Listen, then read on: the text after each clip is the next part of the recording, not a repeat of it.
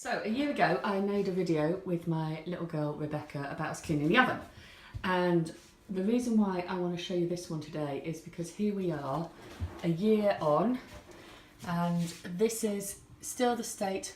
of my oven, and all I've had to do, I see a little bit of dirt on the bottom there that I'm going to clean, having done on my roast potatoes yesterday, is all I need to do now is this year I've just kept on top of it just with my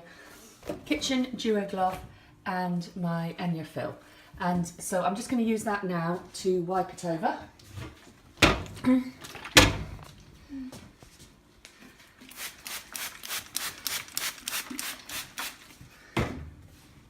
if I put my hand inside the glove, I'm just going to work my way over the glass and then the bottom of my oven. And although I had to do a lot of remedial action last year, it did take me and Rebecca a while, because with ENJO there's nothing now that sticks, then all I need to do is, every time it's cold, you can see the grease and the dirt on the glove there, is just wipe it over with my ENJO fill and with my glove and my ENJO fill, and that's just kept it in exactly the condition that it was when I did it last year.